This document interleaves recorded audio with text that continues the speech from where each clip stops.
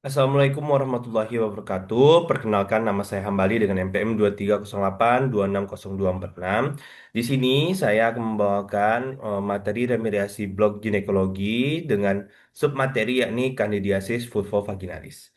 Kita masuk pertama kepada definisi.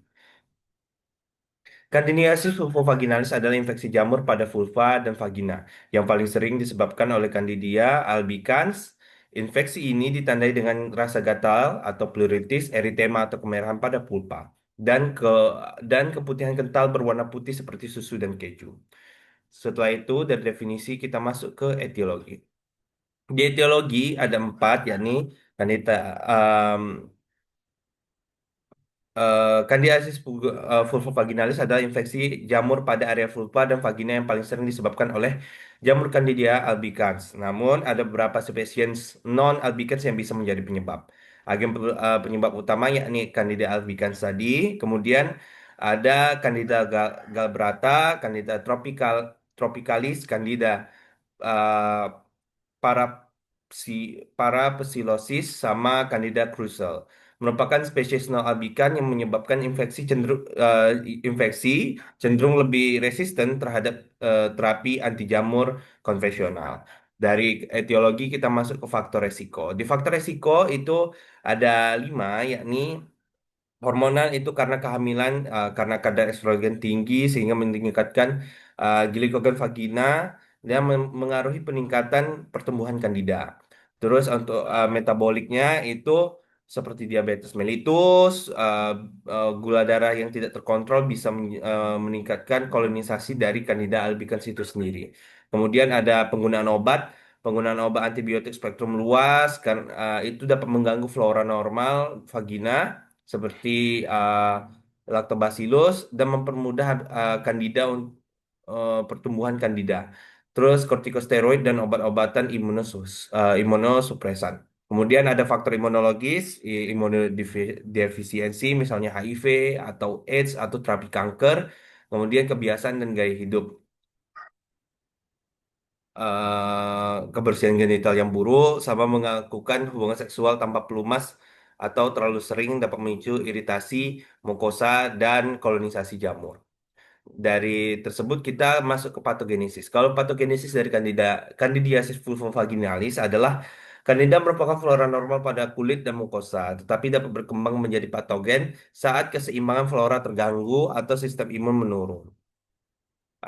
Kita dari patogenesis kita masuk ke diagnosis. Pada anamnesis kita akan menjumpai yang dimana yakni terdapat keputihan berwarna putih kental, gatal hebat di area genital atau pleuritis pulpa, nyeri atau rasa terbakar pada saat berkemih, nyeri saat berhubungan seksual, riwayat pemicu seperti penggunaan antibiotik, diabetes mellitus, tadi kita sudah singgung kehamilan ataupun imunodefisiensi. Untuk pemeriksaan fisik itu tuh pada pasien kandidiasis vulvovaginalis biasanya menunjukkan tanda-tanda peradangan pada vulva dan vagina. Eritema tadi, kemerahan dan edema atau pembengkakan pada vulva terlihat jelas. Terutama jika pasien mengalami gatal hebat yang dan sering menggaru. Pada pemeriksaan spekulum dapat ditemukan keputihan berwarna putih kental. Tadi di anamnesis juga mungkin pasien bakal dapat sadari. Kadang-kadang terdapat eksoriasi atau fisura akibat iritasi kronis ya dan garukan. Mukosa vagina sering tampak hiperemik atau memerah dan meradang.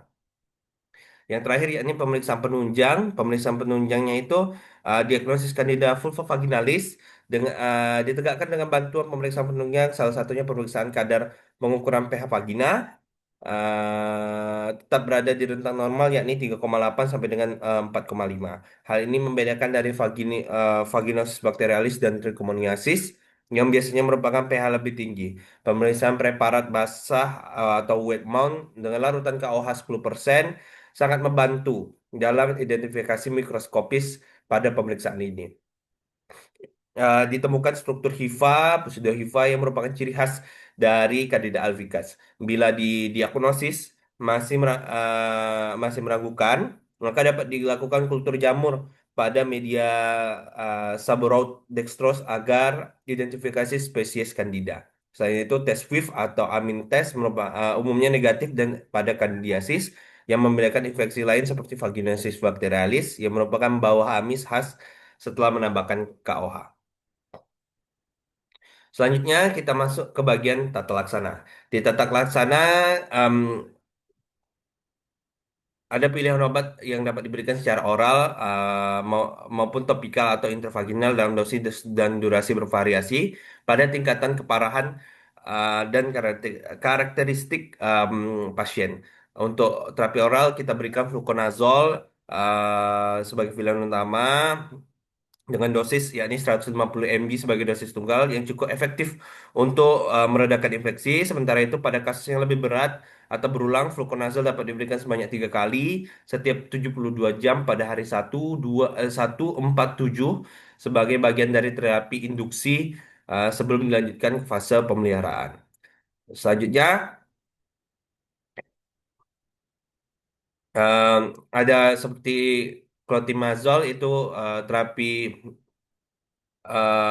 tablet vagina yang diberikan pada dosis tunggal yang diberikan memberikan kemudahan pemakaian alternatif dari clotrimazole 1% dalam bentuk krim vagina digunakan dalam dosis 5 gram per hari selama 7 sampai dengan 14 hari tergantung berat dengan gejala. Pilihan lain ada miconazole 2% krim yang juga diberikan 5 gram per hari selama 7 hari. Kedua obat topikal ini bekerja langsung di lokasi infeksi um, dan efektif terutama pada pasien yang tidak dapat menggunakan terapi oral seperti wanita hamil. Kita masuk ke bagian pencegahan. Di pencegahan, yang pertama yaitu menjaga kebersihan area genital tepat seperti gunakan air bersih dan sabun ringan tanpa pewangi, hindari praktik dosing atau membilas vagina bagian dalam karena dapat mengganggu keseimbangan flora normal.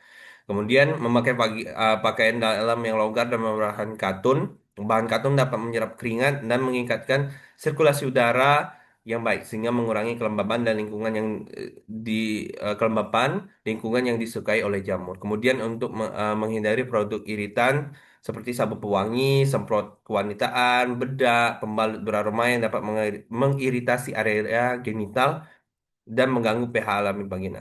Mengontrol kadar darah, kadar gula darah penderita kalau misalnya dia penderita diabetes, yakni dengan hiperglikemi dapat memicu pertumbuhan um, Candida sehingga pengendalian glukosa darah penting untuk mencegah infeksi berulang. Yang kelima, yakni menghindari penggunaan antibiotik yang tidak perlu, um, terus mengolah stres dan menjaga daya tubuh karena imunitas yang rendah dapat menyebabkan infeksi jamur dan oleh karena itu kita harus salah satunya menjaga pola tidur, olahraga rutin, makan sehat yang dapat membantu untuk mengelola stres dan menjaga daya tahan tubuh. Yang terakhir, menghindari pakaian ketat dan lembab. Seperti yang sudah disampaikan untuk menggunakan pakaian dalam berbahan katun. Karena pakaian ketat dan lembab, apalagi saat berolahraga atau berenang, itu dapat menyebabkan lingkungan yang lembab dan harus sebaiknya segera diganti untuk menghindari pertumbuhan jamur. Mungkin itu saja yang saya sampaikan mengenai Candida vulvovaginalis dan referensi yang saya gunakan yakni Sobel mengenai vulvovaginalis candidiosis, Control Prevention CDC, Sexual Transmitted Infection Guidelines 2021, kemudian Kementerian Buku Ajar Infeksi Menular Seksual Jakarta 2017. Mungkin itu saja. Terima kasih atas perhatiannya. Saya Hambali. Assalamualaikum warahmatullahi wabarakatuh.